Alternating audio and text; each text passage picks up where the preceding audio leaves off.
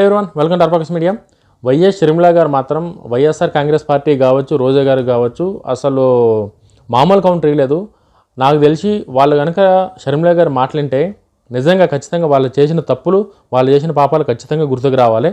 అసలు షర్మిల గారు ఏం మాట్లాడారో ఒక్కసారి ఆ వాయిస్ ఓవర్ విందాం. విన్న తర్వాత వీడియో కంటిన్యూ చేద్దాం. ఒక్కసారి వినండి షర్మిల గారు ఏమన్నారు.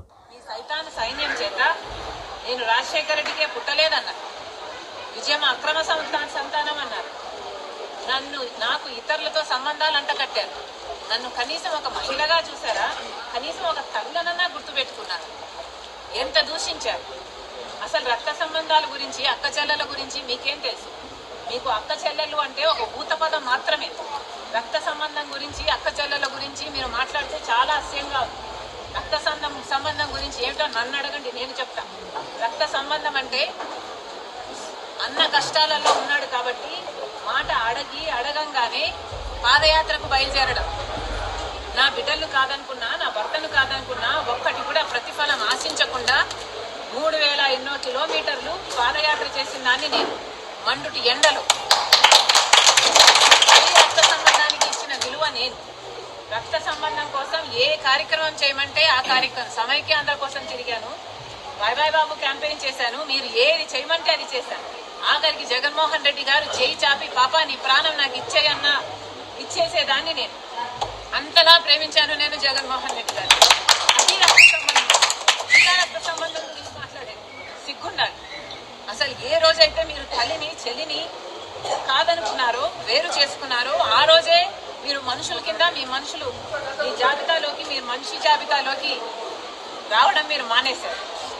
నిజానికి ఏ రోజైతే విజయమ్మ గారిని మీరు అవమానించారో, ఏ రోజైతే మీరు విజయమ్మ గారిని పార్టీ నుంచి వెళ్ళగొట్టారో, ఆ రోజే మీ పతనానికి నాంది. మీ పతనానికి నాంది పలికింది ఆ రోజే. మళ్ళీ చెప్తున్నాం, మహిళలను గౌరవించడం నేర్చుకోండి. ఇప్పటికైనా రాజశేఖర్ రెడ్డి బిడ్డ మద్దతిస్తున్నది తెలుగుదేశం పార్టీకి కాదు.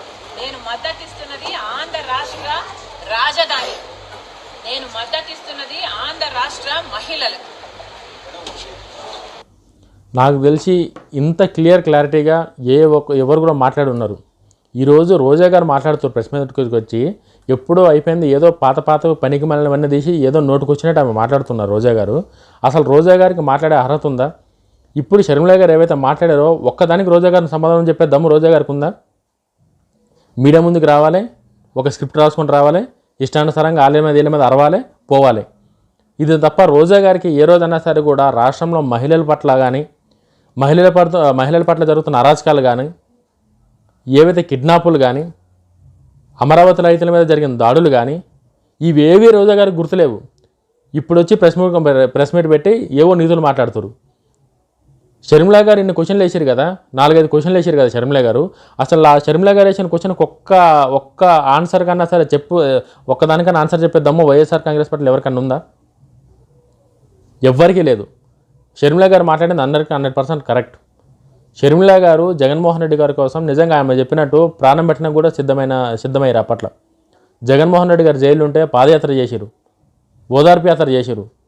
జగన్మోహన్ రెడ్డి గారు సీఎం అవ్వడానికే 24 గంటలు కష్టపడ్డ మనిషి షర్మిల గారు, విజయమ్మ గారు మాత్రమే. ఈరోజు వీళ్ళందరూ జగన్మోహన్ రెడ్డి గారి దగ్గరికి వచ్చి జగన్మోహన్ రెడ్డి గారు కనీసం తల్లికి చెల్లికే విలువేలేదు, వీళ్ళు కూడా ఈరోజు మాట్లాడుతున్నారు లేడీస్ కోసం. ఏంది ఇది? నాకు అర్థం కాదు. ఎంత డైవర్షన్ రాజకీయాలు చేసినా సరే, ఎంత చిల్లర రాజకీయాలు చేసినా సరే కూడా ఇంతగానం దిగుతారా మాట్లాడేది? అసలు రోజా గారికి అయితే అసలు లేడీస్ గురించి మాట్లాడే అర్హతనే లేదు. పాపం అసలు అమరావతి రైతులు అమరావతి కోసం పోరాటం చేస్తుంటే వాళ్ళని కడుపులాదాన్ని ఇష్టానుసారంగా చిత్రహింసలకు గురి చేసినప్పుడు ఈమె ఎక్కడ పోయింది? ఈమె కూడా ఒక మహిళనే కదా.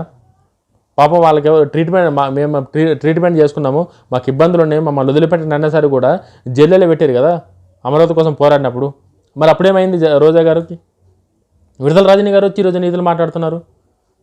అసలు ఈ వైఎస్ఆర్సీపీలో నిజంగా మేము ఏదైనా మాట్లాడితే ప్రజలు దీన్ని గ్రహించి దీనికి తిరిగి మాకేమైనా కౌంటర్ ఇస్తారేమో, తిరిగి మా వాస్తవాలను బయట పెడతారన్న కామన్ సెన్స్ కూడా లేకుండా ప్రెస్ ముందుకు వచ్చి పిచ్చిగా మాట్లాడతారు మొత్తం. ఏమైనా అర్థం ఉందా అసలు రోజా గారు మీరు మాట్లాడిన దానిలో? ఆ లేడీస్ బంధాల కోసం షర్మిల గారు మాట్లాడారు కదా, దానికి చెప్పి మీరు ఏం మాట్లాడుతారు మరి? దానికి మీరు షర్మిల గారిని ఫేస్ చేసే కేపబిలిటీ మీకు ఉంది అసలు? నాకు తెలిసి ఆంధ్రప్రదేశ్ రాష్ట్రంలో ఇంకా నాకు తెలిసి రాబోయే రోజులలో నెక్స్ట్ ఎలక్షన్స్ ఎప్పుడైనా సరే కూడా ఆంధ్రప్రదేశ్లో ప్రతిపక్ష హోదా కలగడానికి అర్హులు ఉన్నది వైఎస్ షర్మిల గారు మాత్రమే. ఇంకా ఈ వైఎస్ఆర్సీపీ కాంగ్రెస్ పార్టీ అనేది నాకు తెలిసి కనిపించదు, ఇంకా కనిపించకూడదు కూడా. వీళ్ళు ఏం చేశారు ఆంధ్రప్రదేశ్ రాష్ట్రానికి అంటే ఏం లేదు, వచ్చి బూతులు మాట్లాడాలి, వాళ్ళ మీద వీళ్ళ మీద కించపరిచేటట్టు మాట్లాడాలి, వాళ్ళకి వీళ్ళకి బురద రాయాలి. ప్రభుత్వంలో ఉన్నప్పుడు అదే పని, ప్రతిపక్షంలో ఉన్నప్పుడు అదే పని. ప్రతిపక్షం కాదు, అధికారం పోయినా కూడా అదే పని. క్షమించండి, ప్రతిపక్షం అన్న వాళ్ళ ప్రతిపక్ష హోదా కూడా లేదు వాళ్ళకి. ప్రజలు ప్రతిపక్ష వాళ్ళ అధికారం తీసేసి చిత్తుగా ఓడించి ఘోరంగా మీరు రాజకీయాలకు పనికిరారని చెప్పి పక్కకు పడేసినా సరే కూడా కొంచెం కూడా బుద్ధి లేకుండా వచ్చి ఏదంటే అది మాట్లాడతారు ప్రెస్ మీట్ పొంగట. వీళ్ళ మాటల వల్ల కానీ వీళ్ళ ప్రెస్ మీట్ వల్ల కానీ ఎవరికన్నా అంత ఉపయోగం ఉందా? ఆంధ్ర రాష్ట్రానికి కావచ్చు, ఆంధ్రప్రదేశ్లో మహిళలకు కావచ్చు, అమరావతికి కావచ్చు, ఏ దానికి ఇంతనన్నా కనీసం ఒక చిల్లుగా కొంత ఉపయోగం ఏమైనా ఉందా? ఏం లేదు. వీళ్ళు వచ్చి ఏదో ఒకటి వరలాలంతే, ప్రెస్ మీట్ పొంగట వచ్చి వరలేయాలంతే. కొమ్మినేని శ్రీనివాస్ని అరెస్ట్ చేసింది దేనికి అరెస్ట్ చేశారు? కొమ్మినేని శ్రీనివాస్ 70 సంవత్సరాలు అట్లా అరెస్ట్ చేశారని చెప్పి మాట్లాడతారు. మరి చంద్రబాబు నాయుడు గారిని అరెస్ట్ చేసినప్పుడు కొమ్మినేని శ్రీనివాస్ ఏం మాట్లాడిండు అంటే మీరు అధికారంలో ఉన్నప్పుడు మీరు చేస్తేనేమో మీకొక రూలు, వేరే వాళ్ళు అధికారంలోకి వచ్చి రూల్ ప్రకారం పోతేనే మాకొక రూలు. మీరు ఇంక ఏది రూల్స్ ఫాలో కాకుండా మీ ఇష్టానుసారంగా మీ సొంత రాజ్యాంగంతో మీరు అరెస్టులు చేశారు. మీరు అప్పుడు ఇప్పుడున్న కూటమి గవర్నమెంట్ ఒక ప్రోటోకాల్ ప్రకారం, ఒక స్టాండర్డ్ ప్రకారం, ఒక నీట్గా అన్నీ ఒక పద్ధతి ప్రకారం చేసుకుంటూ పోతారు. ఎక్కడ కూడా రాజ్యాంగాన్ని ఉల్లంఘించకుండా ప్రతిదానికి ఒక ఎవిడెన్స్, ఒక సాలిడ్ రీజన్ ఉంటే తప్ప వాళ్ళు ఎవరిని అరెస్ట్ చేస్తలేదు, ఎవరి మీద యాక్షన్ తీసుకుంటలేదు. కొమ్మినేని శ్రీనివాస్ మాట్లాడిన తర్వాత 48 తర్వాత అతని మీద వచ్చిన వేరే వాళ్ళు పెట్టిన కేసులు పెట్టి అరెస్ట్ చేశారు. వీడియోలు చూసి ఇటు అన్నడా కదని చెప్పి అట్లా ఎవరు అరెస్ట్ చేయలే.